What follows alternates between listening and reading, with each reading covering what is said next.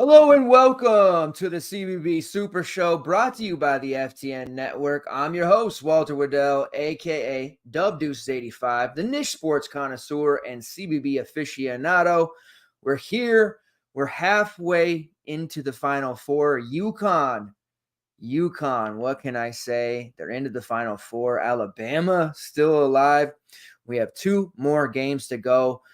Tennessee versus Purdue, NC State versus Duke. This tournament is just flying by. This whole season has flown by. It's really a bittersweet moment overall. I'm going to miss it. I'm going to miss this season. We're going to have a hell of a lot to talk about this summer, previewing transfer portal stuff and coaching changes and everything else in between. We'll recap today's action. We'll get into tomorrow's two-game slate, talk about that, what the rest of the week's going to look like. Before we do all that stuff, please make sure if you're a new viewer to the show or a veteran, everyone come together, smash that like button. Your impressions, your sharing, your likes, everything that you do interaction-wise helps the show so much. The support that you guys have given us this March and overall this entire year has been very appreciative. People can't get enough March Madness content, and our stuff is really, really doing well. And that's all because of you guys continuing to check us out every time we go live. Lots of other content coming out. You like that Jamal Shed short form YouTube short that we did the other day. There's going to be a lot more of that coming out this week as the Final Four finalizes. And even a little NIT action as well, as we have the NIT Final Four on Tuesday. We'll be doing some stuff for that as well. All right. So it was a pretty solid overall day, right? We got the UConn win. Exactly. It's like this UConn team, there's just no worry for me at all. The 28-23 at halftime, people starting to do that. And oh my God, UConn can't make shots. This is it. They're going to lose. And it's like, kind of said that thing last night, right? Coach Hurley is a master of making adjustments at halftime. And UConn had shot 15% from long, or no, it was 11% from long range, 33% overall at halftime. Clearly, they weren't going to shoot that poorly in the second half. They already locked down Terry Shannon. He was a non-factor in that first half.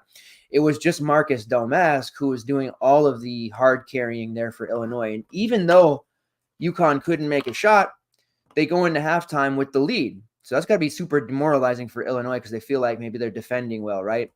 Second half, the adjustments made. What happens? Marcus Domask, who scored, 15 at halftime? He scores 2 points in the second half. The adjustment was made. No shocker that. Terry Shannon had 2 points at halftime. He ended with 8. They just continued to lock him down. They made it to where Dane Danger couldn't be on the floor. They were going too fast for him. They only played him 9 minutes. He was supposed to be the big Donovan Clingan, neutralizer. No way, not a factor, no chance. Ty Rodgers couldn't be on the floor because he couldn't defend anyone. Quincy Guerrier was pretty hot early in the game. They shut him out. And Coleman Hawkins, a complete non-factor. This is one of the best offenses, not even one of the best. This is the best, statistically speaking, efficiency speaking, Ken Palm-wise. Illinois is the number one rated offense in the entire country. They scored 52 points against UConn in the second half. They looked like a Virginia team. And I'm not trying to disrespect Virginia. I'm not trying to disrespect Illinois. I'm just saying that's how good UConn is defensively. It's how good that they make adjustments at halftime. Illinois could not score the ball in the second half.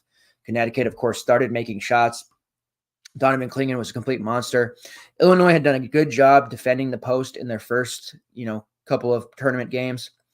Not so good against Clingan. Samson Johnson even had a really good game against them. And, of course, Cam Spencer, once again, give him to us under 35% on a two-game slate. We'll take it every damn time. He puts up 11 points, so he's a little bit under the point prop, but he hit his PRA prop. He hit his fantasy point prop. Everything was good. He had his rebounding props. He had 12 rebounds. Cam Spencer, 11 points, 12 rebounds, 5 assists, 2 blocks, and a steal. This man is on a mission. He is not going to stop. until UConn goes back-to-back and he gets his first title. Of course, he transferred in from Rutgers last season. Tristan Newton had a horrible game. And what did we say about UConn? Donovan Clingan has a bad game. Somebody else going to step up. Cam Spencer. Tristan Newton's going to have a bad game. Who's going to step up? Donovan Clingan did. Cam Spencer once again. Now we've seen Alex Karaban have 2 straight bad games. Do not be shocked if in the Final Four against Alabama, we see an Alex Karaban game with somebody like maybe Cam Spencer gets neutralized, or maybe we see Hassan Diarra unable to give them any real substantial minutes like he's been able to. Someone has to step up. Who could that be? Alex Karaban. Watch out. I have a very strong suspicion Alex Karaban is going to be the player of the game in that Final Four matchup against Alabama. This UConn team is unbeatable. They're not going to lose in the tournament. I said it last night. I've been saying it for months. I mean, I'm not even like I'm not some like super big UConn homer fan or something. Like, I'm a Huskies fan, right? Washington Huskies. But I appreciate what this UConn team is doing. I enjoy watching them play, and it's totally awe-inspiring. I can't help but be damn near slack-jawed watching UConn play in the second half because they're just so good. Had a big, a long conversation with my man Scott in the Discord today. He was a big Illinois fan. Wasn't trying to be like a jerk or anything, but it's just, hey, Illinois, they played great. They gave it their all against Iowa State. I felt like that was like their magnus opus, that they were not going to be able to defend like that again, and they weren't. UConn is just too damn good. The problem is Coach Hurley is a ridiculous level, like just galaxy brain coach. He runs a very sophisticated system on offense and defense. Not everybody can run it. This is a ridiculous team. I mean, if you're not at this point, if you're not scared of this team, I just don't know what it's going to take. If you continue to bet against them, that's fine. That's your prerogative. But I'm here to tell you, they're not going to lose. Alabama really has no business in the Final Four. Again, not trying to disrespect anyone. I'm going to come off as a hater tonight, and I'm not trying to. Kudos and congrats to Alabama. They can only play who's in front of them, right? First round matchup against Charleston, totally overwhelmed. Charleston didn't play well. Grand Canyon, who I thought was going to really, this is a matchup I asked for. Thought they'd beat Alabama. They did a great job neutralizing everybody but Tyon Grant Foster. Harrison was a non-factor. Lockwood was a non-factor. They go on and they win. A low-scoring win at that. North Carolina, they stole one. R.J. Davis shot the worst of his life. It was the first time in the history of the world that he didn't make at least one three-pointer. They stole one, plain and simple. Grant Nelson had the absolute arcade video game of a lifetime type of performance. They come in and play Clemson today. Clemson gets off to a really nice start. Just couldn't keep up. Alabama was able to push their pace. Joe Girard was a non-factor in the first half. Played pretty well in the second half. Ian Schiffelin was great. What did it come down to? P.J. Hall fouling out, foul trouble, a non-factor. 4 straight tournament games in which P.J. Hall just wasn't a huge factor. You could say in that Sweet 16 matchup, against was it Arizona, we had 17 and not an 8. That was a good performance by him, but it wasn't that marquee like 25 and 15 performance that we knew he could do, and he had to have that tonight. And I'm so weirded out that teams don't continue to just go ham in the paint against this Alabama team. I know Alabama got some calls. There was some hook and hold stuff. There were some other discussions happening there, but we saw North Carolina, they kind of abandoned the interior. And we saw it here with Clemson. They abandoned the interior. No reason not. Even with P.J. Hall fouling out, Schiffelin should have been handling the ball every time in the paint and attacking. And Nick Pringle, and last game was Grant Nelson had this huge game. Tonight it's Nick Pringle. Like, this is what the tournament's all about. There's not a person out there that's not a soothsayer or has a Gray Sports Almanac that could have predicted Grant Nelson goes berserk against North Carolina. And then the following game, Nick Pringle, who could barely keep up in the North Carolina game because of a severe heel injury, plays the game he played tonight and absolutely goes completely nuclear. Mark Sears, non-factor in the first half. He does his thing in the second half, but that Nick Pringle game, 16 points, 11 rebounds. This is how you win tournaments. So there might be this semblance of or a conglomerate of people going out there and saying Alabama's gutting these wins out. Who's next? Jaron Stevenson had a hell of a game tonight too. Like, their role players are stepping up, and that is absolutely how you go on a run. But this UConn team is just they're so much better than their opponents, head and shoulders above the rest of the field. It's going to take a Purdue or Tennessee to beat them. That's going to be an interesting championship game. But Alabama, I think they're on borrowed time here. All it's going to take is Pringle getting into instant foul trouble like he did tonight. Nick Pringle or Grant Nelson in foul trouble. Nick Pringle probably won't make it against Donovan Clingan. Rylan Griffin's going to have to continue to play well. Estrada's playing out of his mind. But then you look at that bench, Jaron Stevenson, he's not dropping 19 against UConn. Sam Walters, he's a freshman. He's very raw. He's out of his element playing in the tournament. Mo Egg and Mo Diabate, both of those guys are probably going to have to play additional minutes against UConn. It's not going to be good for them. There's going to be a lot of free throws in UConn's future. And there may be, I'm going to repeat exactly what I said last night. There may be a part of or a time in the first half where Alabama comes out hot, UConn's down a little bit, and it's going to be the same shit. People are going to be panicking on Twitter and talking about, oh my God, UConn's out. If you get a live betting opportunity to bet UConn, anything below 5 points in the first half in this game, you need to slam it. It is what we call a generational wealth spot. And a lot of you, I know, talking to a few of our longtime viewers, hit UConn live at halftime, and they felt pretty damn good about it. So UConn's not going to lose. If you take nothing else away from this show tonight, UConn is not going to lose. They're going to go back to back, just like the Florida Gators did. And the scary thing is this UConn team, their championship window is so wide open, they're not going to be just fizzling out next year. And you're looking at this team talking about like Jalen Stewart, who would be a star on most programs already this year. Hurley's literally in between, like, hey, we're kicking ass, but hey, Jalen, don't transfer. And in the media begging Jalen Stewart not to transfer. He knows he's a special player. They're going to hit the portal next year. This UConn roster is going to be phenomenal. Alex Caravan will clearly be back. Castle's probably going pro. I'm sure Clingan will be out of here after this. Newton's done. Cam Spencer's out of eligibility. Oh my God, what's UConn going to do? They're just going to reload, and they're going to build around Jalen Stewart and Alex Caravan. All right. As far as the Clemson team goes, I just want to give them props one more time to make the run they made with PJ Hall not playing his best basketball. It's absolutely outrageous. It's a shame that it goes out like this and PJ Hall didn't have a chance to kind of have a career game, but that's how the tournament is. There's somebody is going to lose and somebody is going to win. It's my best John Madden impression there for you guys. All right. Before we get into the slate here, let's just take a look around. Yeah, they're too good. They are too good. That's all I can say.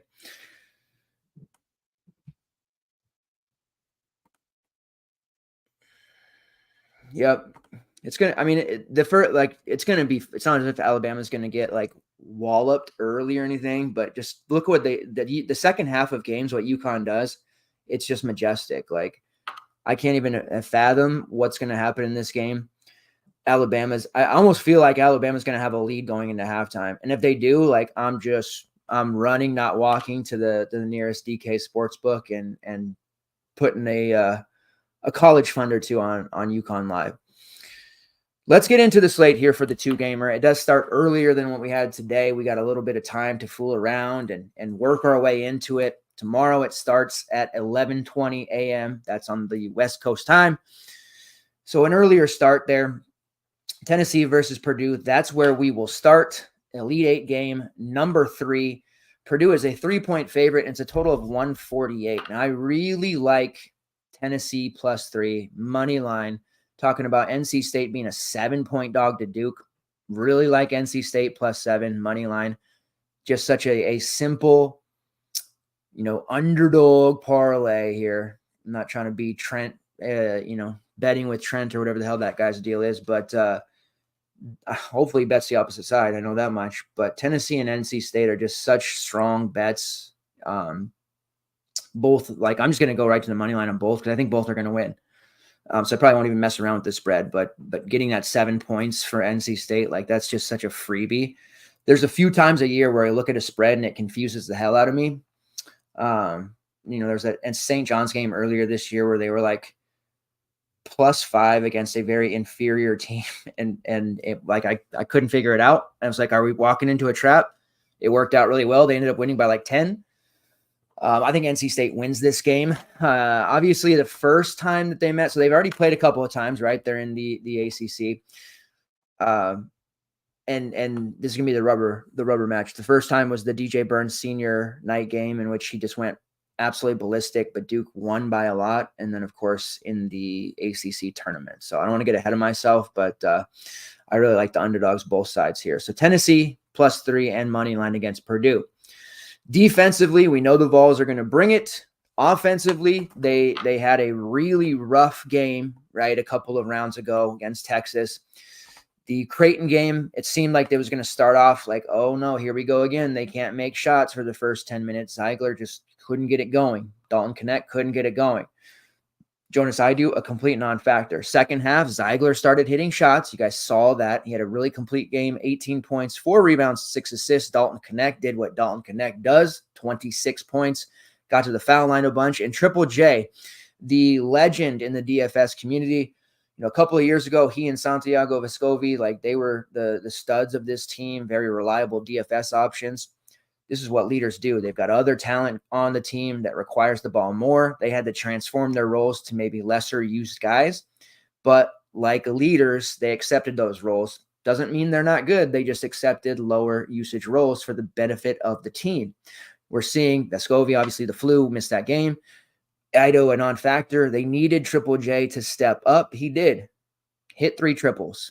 People forget he can score. He had 15 points, 4 rebounds, 2 assists, and a block. Defensively, Josiah Jordan James is as good as it gets on the wing. But offensively, he has a lot of talent and can score. Not quite the level of like DeJuan Harris of Kansas, like, oh, I only score when I need to. Like, he goes through it. He's not like the most efficient guy in the world, but as far as having experience, being a veteran, needing to hit a shot when his team is stagnant, like he's that dude. So I like this Tennessee squad. I think they're going to be just too overwhelming for Purdue. That doesn't mean I think they're going to waltz in there and win by 50 or something crazy like that. But I do think that it's going to be a situation where Tennessee has control of it for quite some time. It may end up coming down to the wire at the end, but I think there's going to be a long stretch of this game where the Vols are just in control. That's going to mean Zach Edey foul trouble. Doesn't happen very often. We saw him get away with damn near murdering several players in that last game. We joke about him getting the LeBron treatment. He really does. I mean, in the Gonzaga game, I think it was either Hickman or Nembhard. I can't remember now, but he just wrapped his arm like backwards and then swung it down when he was like hooked onto Hickman. And threw him to the floor. I can't remember if it was Hickman or Nembhard now, but and the refs was like staring right at it, and then nothing. Like, it has to be a call. That kind of contact is not like incidental or whatever. Like that, you got to call something, right? Nothing, no call at all. Most ridiculous non-call that I've seen this tournament. So clearly, Edey's he's not going to get calls against him very often. But this Vols team is a physical beast. They're going to bring something that Purdue has not seen in the tournament at all. Gonzaga, in the first half, they were rolling with them for a little bit there. They were getting into foul trouble. Graham Ike had a really nice game because Ike was muscling them, making them uncomfortable. But ultimately, they fizzled out. This Tennessee team is much more complete. They're deeper. They have a myriad of front court players they can throw at Edey. So it's not just Jonas Idu, who doesn't normally get into foul trouble himself, but he had a really rough game last time out, and I'm actually really worried about him again here against his Purdue spot. But they have, J.P. Estrella, another near 7-footer freshman, limited usage, but a body, somebody they can throw out there. Toba Waka, little undersized at 6'8", 6'9", but physical, 255 pounds, does not back down. They're going to need good minutes from him as well. They have a lot of size, a lot of strength, a lot of girth on this Tennessee team, so they can make Edey bothered, certainly. And they're gonna be able to. What I'm thinking is going to happen, and maybe a little bit of what I'm hoping is that they get under his skin a little bit, and maybe they use those fouls. Maybe it's not a bad idea to send him to the foul line a couple times. Let him think about it. You cannot allow him to get backed in so deep when he catches the ball that all he has to do is turn and dunk, turn and throw in that little flick. Like, you have to be in his ass. And that's going to require a few early possessions where you're just going to have to foul, I think, and let him and set the tone and let him know, like, you're not going to be getting these easy, not today. You're going to have to work at it. Can't let it happen like Utah State. Can't let it happen like Gonzaga started to do. Even with Ike being physical, that's his best variation of him. wasn't enough. He didn't do it enough. He wasn't able to stop Edey. And the other thing was they didn't do a bad job in the first half on him. They actually kind of laid out the blueprint there. But Braden Smith just stepped up and went absolutely berserk, bazooka, whatever you want to call it, hitting threes, throwing like these crazy, side passes. He was great. And that is the version of Braden Smith that makes this Purdue team so damn dangerous. If you do shut down or contain, because you're never going to shut down Zach Edey, but if you contain him to a degree and Braden Smith's playing like that, then it might not matter. So that's going to be a real challenge for the Vols there if Braden Smith's playing that way. But also, he's not a super like physical guy either. Similar almost to a T with Creighton. Creighton, we knew it was kind of be worrisome for them. They don't like that physicality. They don't like people pushing on them. They want to be able to control that. They did a pretty nice job. Baylor Shireman really played through it. So I mean, respect to him, but overall that physicality was enough to bother Creighton enough to where, yes, they played a great game. They almost beat Tennessee, but they didn't have enough at the end. I think that's going to be a similar outcome here against Purdue. So they're going to have to be on him. And Braden Smith's going to have to deal with a lot of pressure from a man, Zakai Zeigler, who is one of the best on-ball defenders on the perimeter in the galaxy. So I think this matchup's going to be bothersome for him, but he's also able to rise above it at this point in the way he's playing. It's just going to be a really fun matchup. Like, I'm really excited to watch this game from start to finish to see how it plays out. DFS-wise, on the Purdue side, we have values to look at. Now, it was really obvious going into the last Purdue game that Trey Kaufman-Renn was going to be super chalky because he had a great game against Grambling. He had a monster game against Utah State. But it seemed like going into the Gonzaga game, like everybody's jumping on this kid at 4-4. He is really good. We know he's got skill, but this just seems like an obvious bust spot, like classic chalk bust. And what did happen? He got 6 fantasy points, played just 15 minutes. He was generally awful in that game. Now, I tried to get cute and play Camden Heide for cheaper. It didn't really work. Obviously, Heide picked up 2 fouls in 2 minutes. He ended up playing 11 minutes. He was fine at 3-4. He had 6 points. He matched Kaufman-Renn for like 1K cheaper. So it wasn't horrible, but it was a little bit too cute there. Didn't really help me out too much. The value I want to look at here for Purdue is actually going to be at 4.5K, Mason Gillis, who is a veteran, a guy that Purdue kind of they use him as a role player and, give him minutes sporadically. He'll come in and play, 15, be a closer game where he'll play 25. When it gets later into the season, when they need a guy who can hit shots and is a better player than you realize, Mason Gillis is going to be that guy. And you saw he played 27 minutes against Gonzaga there. Now, he had 14 fantasy points. It wasn't as if he went completely nuts there. Defensively, he does the right things. He's one of those hustle guys. He's always around the ball. He's grabbing rebounds, and he just hits timely threes. The defense seems to be lulled asleep when it comes to Mason Gillis because he won't touch the ball on offense for a couple possessions in a row. They'll kind of, fake come down, maybe try to double Zach Edey, or they're trying to cheat over towards Braden Smith. Gillis is wide open there in the corner. Bang. And he's able to do 2 or 3 of these per game when it works out. If he's playing 20-plus minutes like I think he is a very sneaky value option because I think most people, they're burned by Renn, so maybe they don't go there. Heide, people aren't going to be comfortable going there either. We're going to be looking at the Vols value in this game. We're probably, depending on that Vescovi news, we're going to be seeing a lot of Meshack, a lot of Gainey. People aren't going to be looking to these Purdue values because they're pretty rancid. For lack of a better term, they're not very appealing.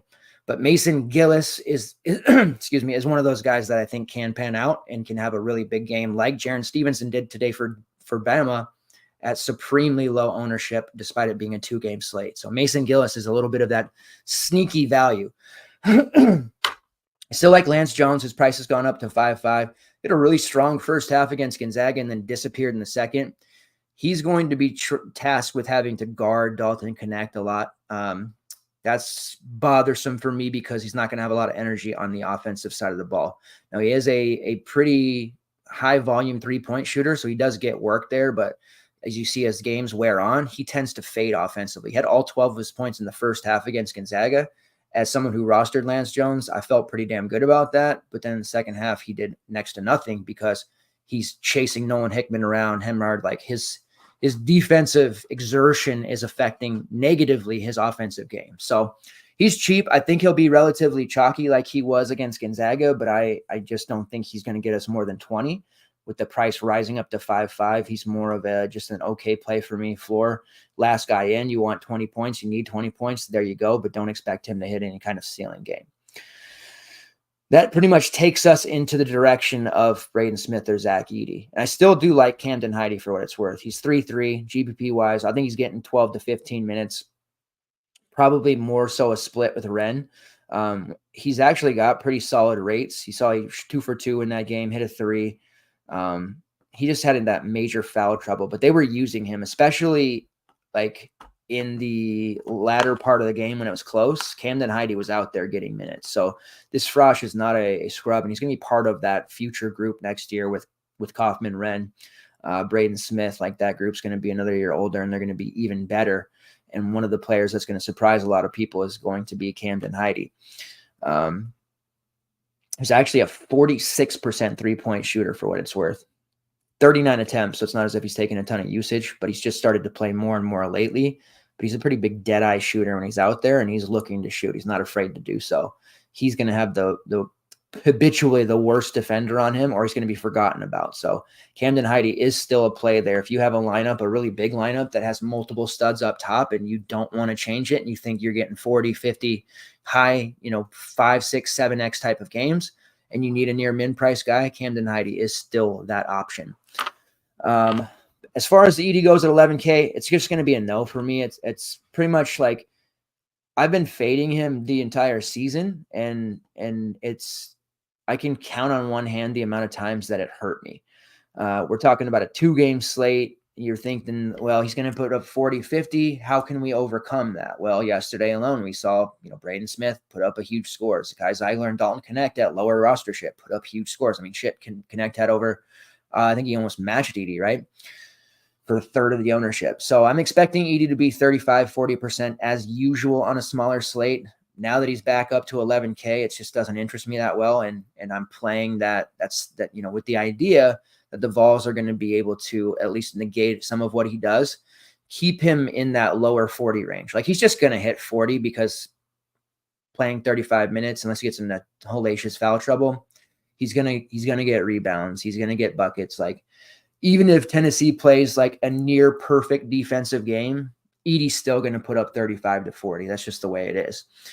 But fading him, we've got to keep him under that 45 to 50 threshold, and damn sure got to keep him below 60. If he has one of those games where he gets 60 and you fade, then it's night on to the NIT. So I'm fading Edey. It's a pretty confident fade. And I know that might scare some, being like, well, Jesus, he's been putting up 50, 60 with regularity. But Gonzaga did a fairly decent job on him, especially in the first half. But that just shows you he was pretty mediocre in the first half, still ended with 46. So it's a scary fade, yes, but I'm still of the belief that I'm going to roster Dalton Connect. I'm going to roster Zakai Ziegler. I'm going to roster Mo Diarra. Those are the guys that I'm putting my salary towards. 7.5, 8.3, 7.4. I'm going to be going with those more balanced approach. Surprise, surprise. When do I ever talk about balance? Only every show, right? So that's going to be my approach with the semi-balance. I'm going to be loading those three as opposed to playing Edey in a bunch of other junk value. If I can play 1 or 2 pieces of junk value instead of 4, then I feel pretty damn good about that. As is, even with, yes, just to kind of prove a point about leverage and stuff, I had Jamal Shed, and he was like 27% owned. And even with that injury, I still was able to cash most double ups or bubbled any single entry stuff. And that was without Edey, without Braden Smith. I had Dalton Connect, I had Ziegler. Like that just shows you that, if Shed doesn't get hurt, we just dominate those lineups. So I'm really not worried about Edey. As far as the Tennessee side goes, I'm right back on Zakai Ziegler. Pretty much every Connecticut slate the rest of the way, which will be 2 more. Cam Spencer, I'm all in on him. If people are going to keep fading him, fine with me. Zakai Ziegler, I'm all on him. People are going to keep fading him, fine with me. So those are my 2 guys that are continue to be posh play of the day each and every slate. And I'm expecting these 2 teams, Tennessee and Connecticut, to meet in the final. At least that's how I predicted it. I've gotten wrecked on most of my other bracket predictions, but this one is still full steam ahead. So 7.5 for Ziegler, that to me is just a great price. You saw the really solid, borderline good, great, whatever you want to say, version of him yesterday against Creighton, 6 of 14. He started off shooting poorly, and it really worried me. He missed his first 3 shots, and I was like, here we go again. Ended up shooting 43%, 6 of 14, 3 of 6 from long range, 6 assists, 4 rebounds, 18 points. Really solid. Now you look at a bad game for Ziegler against Texas. He shot 2 of 12. That's horrendous, 16%. But he still hit 26 fantasy points, and that's because of 3 steals, 7 assists, 4 rebounds, and he had 6 real points. So even without hitting shots, he's still putting up a pretty good score for somebody priced at 7.5. Doesn't make a lot of sense for him to be dropping in price. He should probably be 8K or more. So we're going to get him at a discount of 7.5. And if people look at Ziegler at 7.5 and it doesn't click in their head that he's an elite play at that price on a short slate, what else can we do besides, celebrate him being 5% owned, I guess. So I'm all in there. He's played 40 minutes in each of their last 2 competitive games. He played 31 in the blowout win over St. Peter's. What do you want? He's never going to leave the floor. So easy play. Dalton Connect at 8.3. That's too cheap for him as well. Only $100 more than the Creighton game. And you saw 46. He matches Edey for a fraction of the price. And it just makes way too much sense. Tournament life on the line. Gonna have to have him playing extremely well. Purdue, I don't know that they have the defenders. Lance Jones, of course, but he's going to have to be splitting his time, I think. But I don't think they have any other defenders really that can bother Connect enough to keep him into a lackluster sub 30 fantasy point game. I'd be truly shocked if that were the case with Dalton Connect. I think he's going to have a huge game. You saw him took 21 shots against Creighton.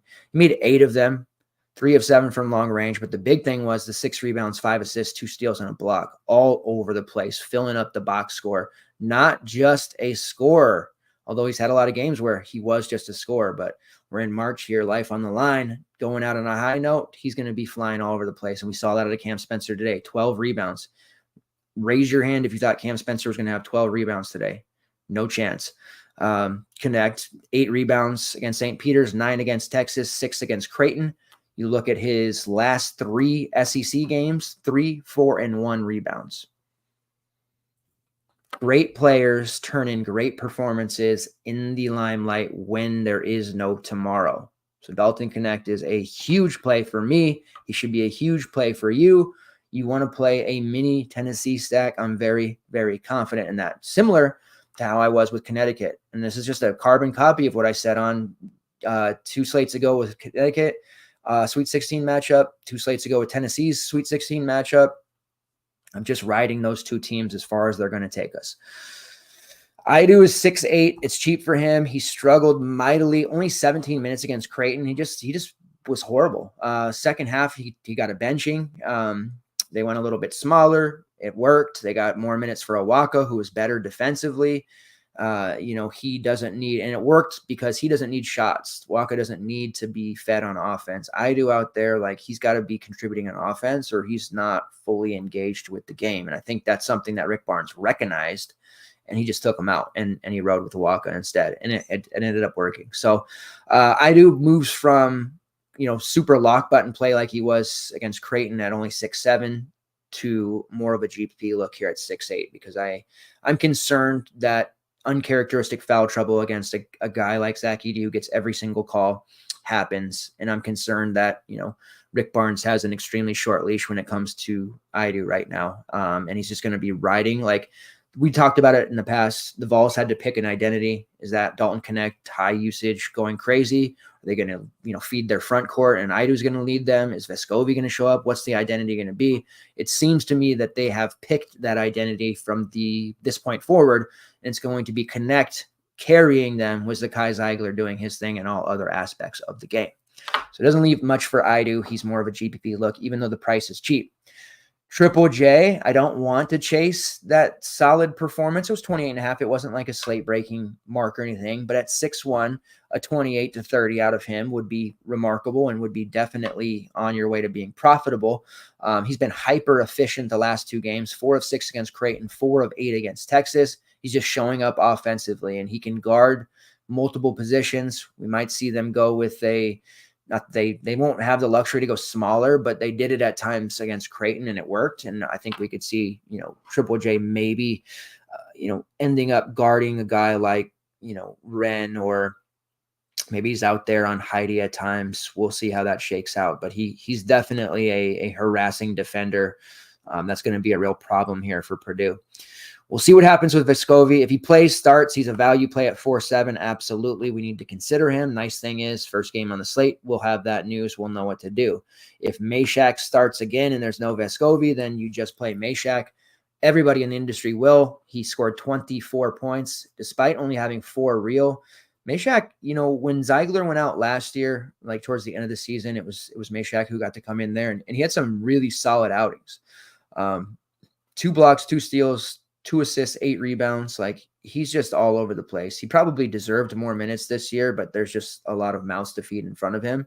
But this will be a great opportunity for him to show up again. Only 4.3.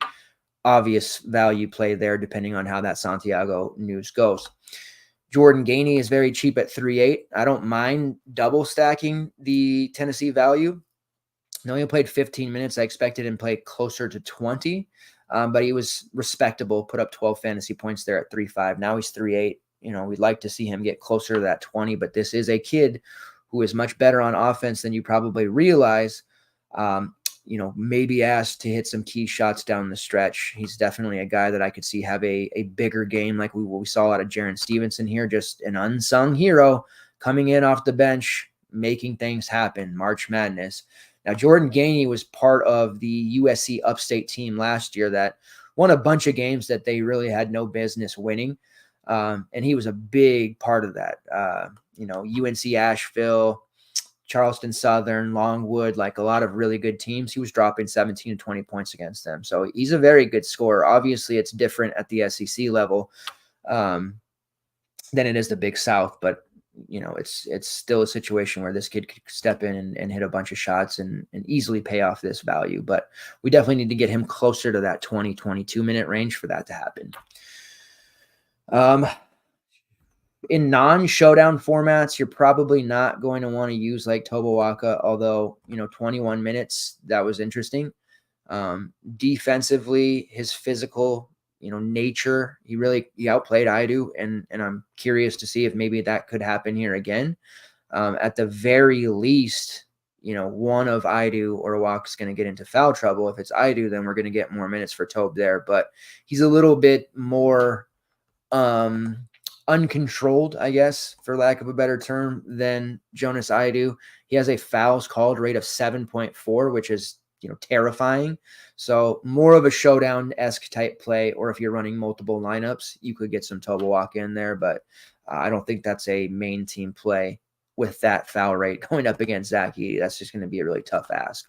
So we're walking away from this game with a Purdue value, most likely, depending on the Vescovi news, a Vols value or 2, and Dalton connects Zakai Zeigler. Now, maybe I want to fool around and have, Triple J exposure somewhere, but I'm just talking about that one lineup that I'm going to be jamming into everything head to head with single entries and all that. Connect and Zakai Zeigler. I'm just going to keep riding those guys. All right, moving on here to America's team, NC State. They are taking on Duke, the rubber match. This is a really just like great opportunity for betting. I do not believe in Duke, and it's not because I'm some sort of Duke hater, although I don't like Duke. I talked about that last night growing up, North Carolina.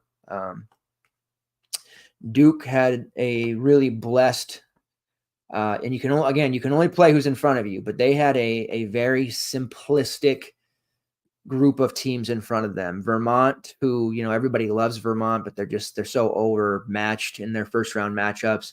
James Madison, I will give it to them. They just obliterated a really good JMU team. And then Houston, very clearly, they would have lost to Houston without Jamal Shedd's injury. Again, you can only play who's in front of you, and the situation, if it's favorable when an injury happens to the other team, like what else can you do? So they won 54-51, but I think it's clear to anybody with eyeballs that they would have lost that game by 5+ if Shedd played. And he was just starting to get his hooks into Duke. 2 straight steals into fast breaks. Unfortunately, on that second one, disaster struck. It's really going to be tough for Duke to win games without Jared McCain shooting 90% from long range. We've seen him do it in the past, but you saw against Houston, he took only 6 shots. He was a really big non-factor offensively, even though he played all 40 minutes. And even with Shedd down, Houston's defense is so elite, they continued to rock Jared McCain's world. 4 turnovers, he struggled. Jeremy Roach fought his way to 14. Tyrese Proctor was a pretty big non-factor offensively. Mark Mitchell could barely stay in the game. They ended up playing Ryan Young almost 25 minutes. Kyle Filipkowski ended up being the best player there, 16 points and 9 rebounds. Now, there's 2 games we can look at here. And again, I'm just kind of harping on Duke's performance against Houston because they were fortunate to win that game. I do not think they're going to beat NC State. And, Keats is turned into, going from the hot seat to being like, you're fired at the end of this ACC tournament game. We're going to lose anyways. You're out of here. Be prepared to, oh my God, you just won 5 games in 5 nights. Oh my God, you're in the Elite 8. Keats is suddenly like awoken and he's coaching really well. And the team, this group of players he has playing for him, I mean, they're so good together. You get that team that, they have chemistry and it almost supersedes talent in a way. You come across a lineup, like Kentucky, for example, 4 or 5 NBA, rotational pieces there, future NBA rotational pieces, and chemistry wise, not there. They come up against a team like Oakland, chemistry for days. Guys who are probably going to go pro in something other than sports, or they're going to play in Europe, which isn't a bad thing these days. I don't know if you guys have been checking out the EuroLeague, but geez, there's a lot of high-end talent in the EuroLeague right now. And they win because chemistry in college basketball means something, and it's a huge way to just gut punch a team in a one-and-done format like this. So I love NC State against this Duke team, but they know how each other plays. Obviously, plenty of experience. That first one they harped on. It was the DJ Burns senior night game. Duke easily won that 79-64. They were trading 3s for 2s at times. They were just completely in control. They could not stop DJ Burns. They were force feeding him. 44% usage rate. Like if you didn't see that game, I suspect most of you watching this right now are diehards enough to have probably watched that game. If you haven't, you need to go on YouTube or something or ESPN Plus and watch how Burns was just fed over and over and over again. And he couldn't be stopped. But as he couldn't be stopped, the lead for Duke continued to extend. And it was just like, okay, that was great. I'm glad they were able to have that moment for DJ Burns, but that's not going to win the game. They can't only feed Burns, as fun as it is to watch, and they need to get him the ball, don't get me wrong, but they need to be able to hit shots. They need to defend more. Like, it just did not work. So they meet again in the ACC tournament, and Wolfpack squeak out a 74-69 victory. My man Mo Diarra absolutely mows them down. 16 rebounds. This ungodly, ridiculous, and fuego run that NC State's on, a lot to do with Mo Diarra and his rebounding numbers.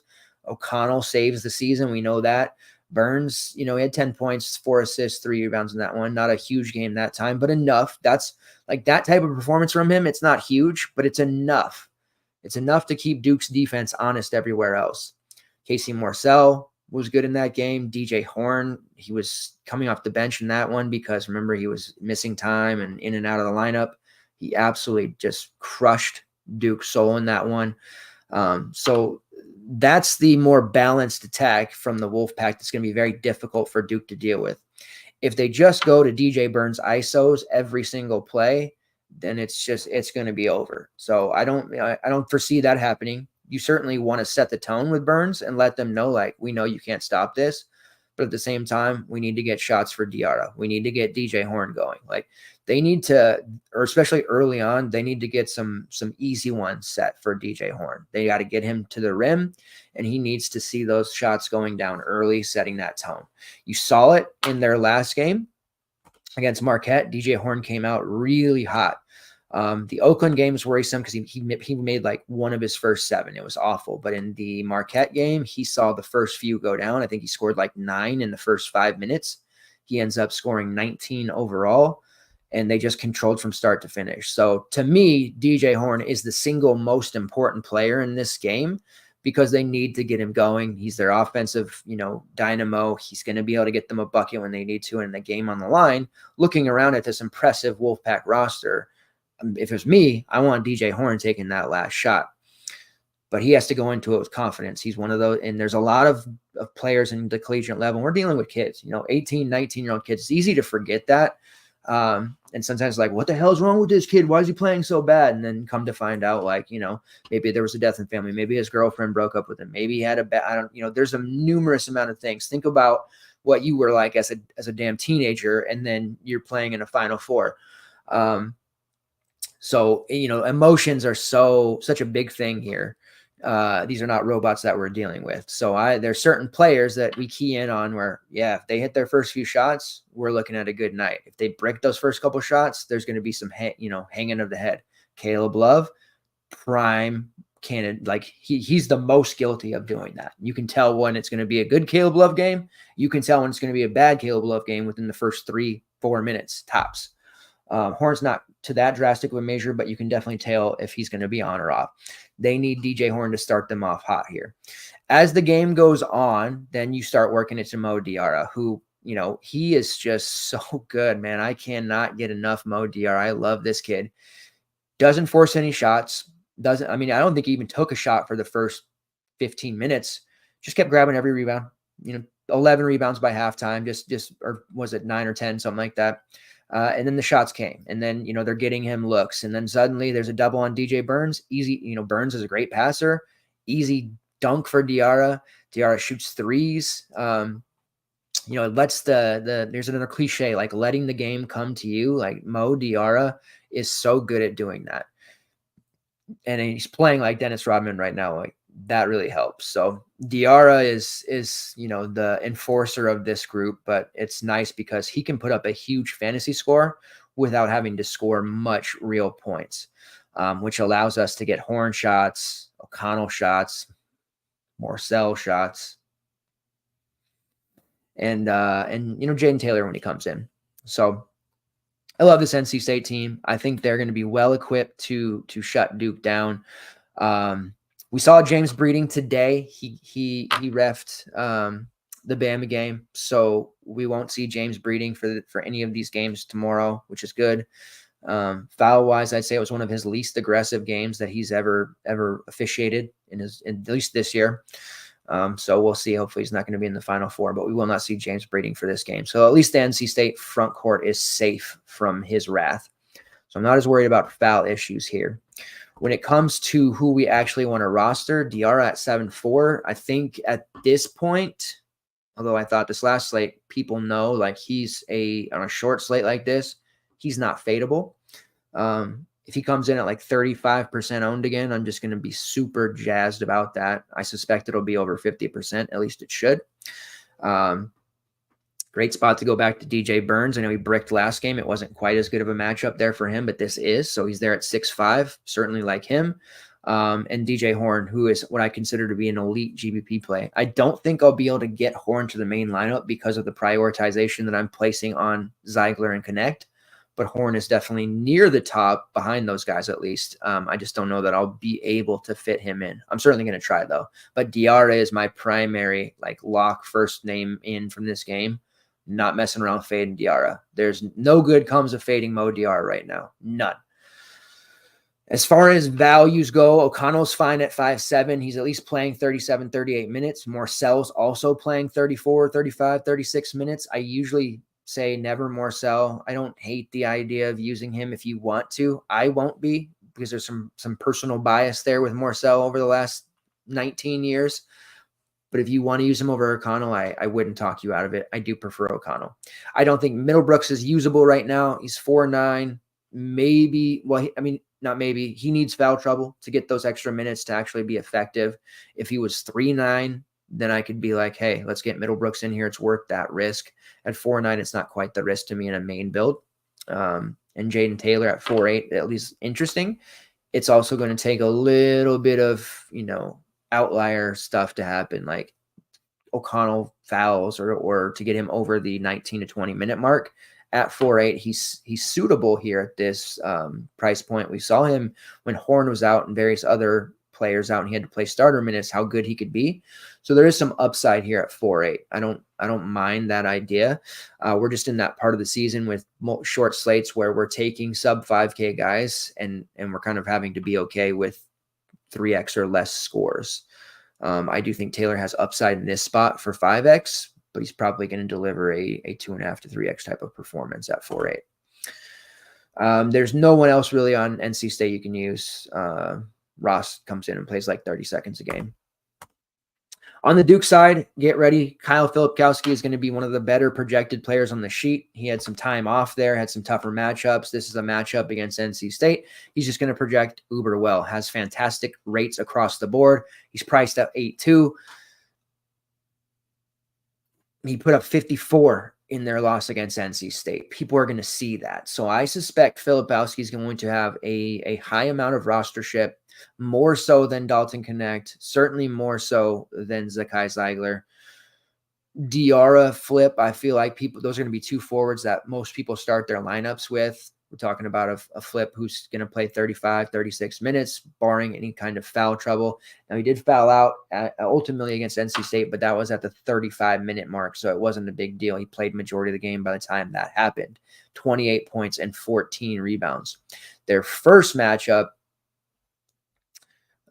in which they blew the doors off them, he was actually horrible in that game, had early foul trouble, ended up with 16.5. So a loss against NC State, he goes nuts. A win against NC State, he's a non-factor. Go figure. So I'm leery of Kyle Filipkowski. I am certainly worried about fading him. I haven't decided how I'm going to approach that just yet. Haven't gone into building lineups for this one. But he's definitely the player that if I do fade, I'll be extremely worried about it. Whereas with Zach Edey, I'm not that worried. I'm very worried about Flip. But also the leverage from fading a chalky Flip can be really, really massive. And if it's a game in which, shots aren't falling, he does, maybe NC State works, a good game plan, gets him into foul trouble, and he's under 30 fantasy points, it's just going to be a big time slate winner for those that faded. So GPP wise, that makes a lot of sense. Single entry might be a little bit of a tougher decision there. When it comes to Duke guards, you have Proctor, McCain, and Roach. Roach is down there at 5'9". He's been dealing with some finger issues. They were taped together for one game, then they weren't. Tough to really feel confident in him. The physicality of NC State's, everything perimeter-wise and on the wing as well as the post just makes it seem like Jeremy Roach is going to be more of a non-factor here. He may very well score, 12, 15 real points, something like that, but I just don't see a lot of else from him. And I think we're talking about a sub 20 fantasy point game here out of Roach. So even though he's cheap, it doesn't really feel that appealing to me. I think the most likely option would be Tyrese Proctor. He's playing just about every minute, operating as a facilitator for this team. He's getting shots. He's, generally been on the other team's best perimeter option defensively. He's been very, very good. So Proctor is the guy that you want to look at there. He's not a priority. But as far as those three guards go, he's at the top of the list for me. McCain at 6'7" is just really not a factor. I know he hung 43 on JMU. That's because he shot 74% from long range. That's just not something that is even a factor to me. I don't see that happening here against State. They did a really nice job on him. He got a lot of ill-advised fouls in their ACC tournament matchup, and he had 19 fantasy points. So kind of banking on him staying under 20 as well. If Duke's going to win this one, I do think it's going to be through Flip and also a huge bounce-back game opportunity from our guy Mark Mitchell, who sits there at 6K. He had 18-8 in their loss against NC State. The win against them, he was awful. Another player just like Flip that was kind of opposite there. He only played 20 minutes against Houston. He had some major foul issues, and they ended up just riding Ryan Young. Young was more effective, and it essentially amounted to Mitchell being benched after fouls. So I was hoping for a little bit of a price decrease after that, but it didn't happen. He's still there at 6K. People are going to look at that performance against Houston and probably just scroll on by him. He's, to me, the best Duke play overall because there's going to be leverage from him being lower owned. There's upside for him at this price. And if anyone has a bad shooting night or scoring issues, he'll be the one to pick up that slack. We've seen him do that in the past. He's a very gifted scorer when he gets those opportunities. And I think this is a game that we see him take, 13, 14 actual shots here. So Mark Mitchell is a bit of a sneakier option there. If you do want Duke exposure, that's where I want to get it through, is through Mark Mitchell.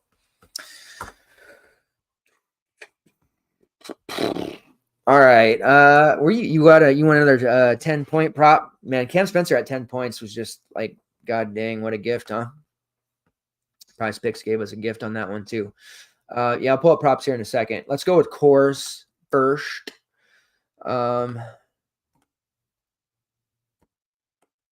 Just take a peek at the sheet here. So no surprise, at the top of the sheet sits Kyle Filipkowski as the top projected, but whatever. My core is going to be Zakai Zeigler. Big surprise, posh play of the day. And he projects extremely well. I have him playing just about every single minute, so that's why. Second core play for me is going to be Mo Diarra, 7-4 and 7-5. We can get that more balanced approach in. We're playing both of those guys. They're the first two clicks for me. I'm also going to have Dalton Connect, but if I give you Dalton Connect as a core too, then you're going to be like, where do I get the value? And I understand that. So we're going to give you a bit of an off-the-wall value core as it stands right now. And this is one of those line in the sand, call it what you will. Line in the sand play, gut play, whatever. We're good for, a handful of these during the tournament. But Mason Gillis at 4-5, I think he's going to play a huge role. We see a lot of extra minutes from him. Some of the other Purdue wings are going to struggle here with this, physical, problematic Vols defense. Gillis is going to be somebody calm. He never seems to get rattled when you watch him play. But I think he's going to hit a couple of big shots, and I think he does ultimately pay off this 4-5. So Gillis, as it stands right now, is my favorite value. And I don't expect him to be very highly owned either. So 2 of the 3 members of that core could potentially be sub 15% on a 2-game slate. That might be wishful thinking because Spencer was 33%. There's just not a lot of options on 2 games. So probably about 25% for Zeigler, but still that's low enough for us to do some real damage with him. All right, let's pull up some prize picks. Let's see what kind of goblin plays we have here. Those goblin plays, man, those add up, huh? Just they make them really soft. And if you get a couple of those in together, you can really do some serious damage on their own. And with a 2-leg or something, it's not very good. But, man, those have been really, really good to us. All right, we're going to start with Zeigler, who has you wanted a 10-point score? Here you go. Zakai Zeigler over 9.5 points. That's his goblin number. We're going to take a look at DK as well because Mike Kutry, the prop master, gave Zakai Zeigler over 11.5 as his free play yesterday.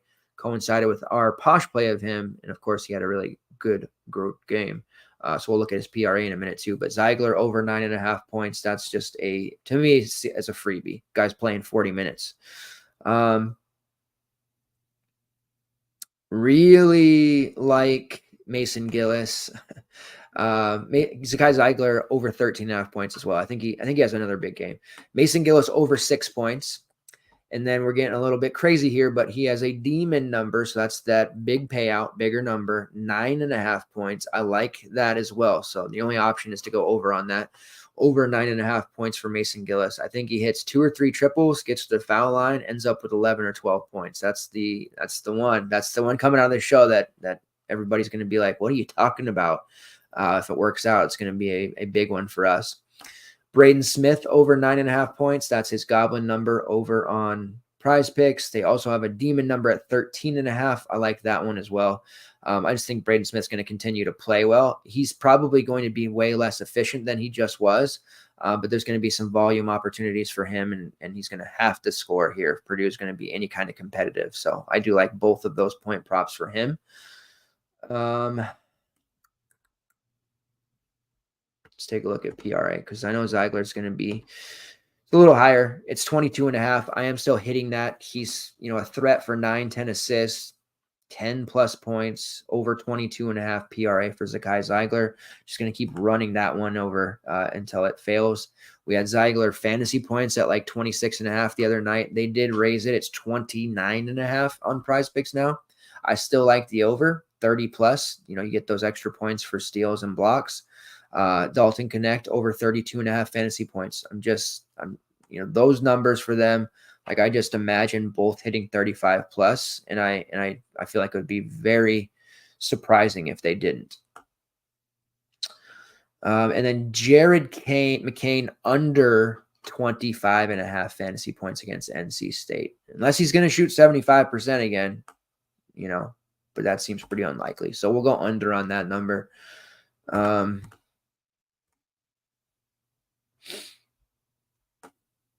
Let's see if they give us a DR on here. No DR, 3 points. We'll check DK in a second. And let's just see rebounds. Damn. DR's rebounding prop is 11.5. It's kind of high, right? He might still do it, but we'll go ahead and hit this one here. The Goblin rebounding number for DR, which I believe we just did the other night at 9.5. We'll take the over 9.5 there on Mo Diarra. All right, let's get over to DK and take a look at their prop opportunities. Yeah, so Zeigler's up to 13.5 now there too. It's minus 105. Still a believer in that, so I will be taking that over 13.5. I think the Josiah Jordan James over 8.5 points has merit, minus 105. That one feels pretty good to me. Mo Diarra over 9.5 points at minus 125.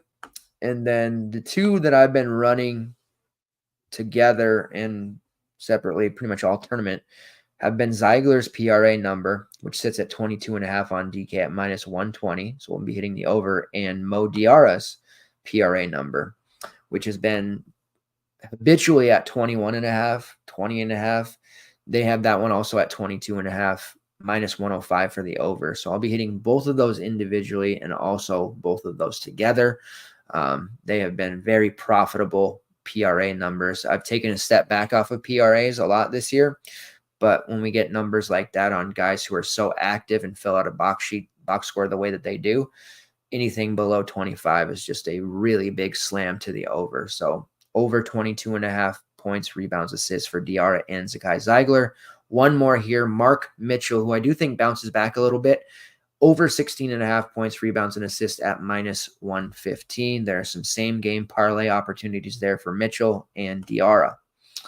All right, we'll swing through the chat here before we get out. NC State's +6. Let's see. I guess it depends on where you're looking. Right now on DK, it's +7. And I know certain states, they're different there. So, I would suspect that it goes below that before game time, though. That just seems like way too much. Duke's not 7 points better than the Wolfpack on a neutral floor. They're just not. Let's see. I already answered that. Zakai Zeigler. Yeah, you already know. You know what's up, Don. You got it. You know what's up. Zakai Zeigler all day. All right. That is pretty much it.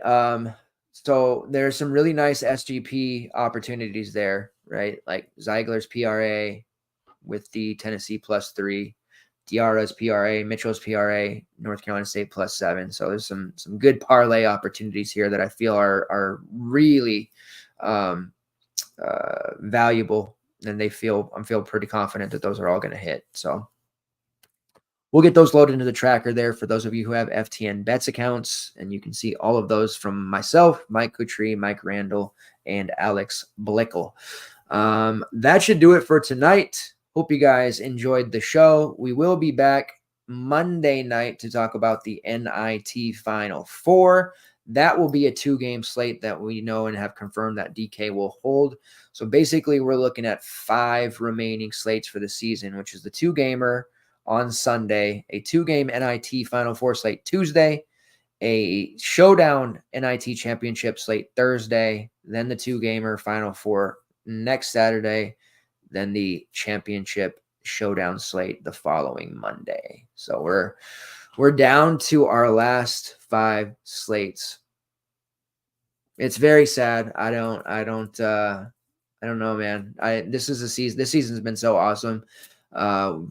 Definitely grown the Super Show to the highest level it's been yet, and FTN has really taken off in our community. Is just so robust with a lot of personalities in it. This has been by far the most fun I've had in the industry, and been doing this for close to a decade now, which is, saying that out loud makes me feel extremely old. But I appreciate everybody's continued support. Let's get out there. Let's get those green screens throughout, winning those GPPs, walking to the window, as Randall says, and overall just making money. 5 more opportunities to do so before we get into off-season stuff. There'll be TBT coming up real quick.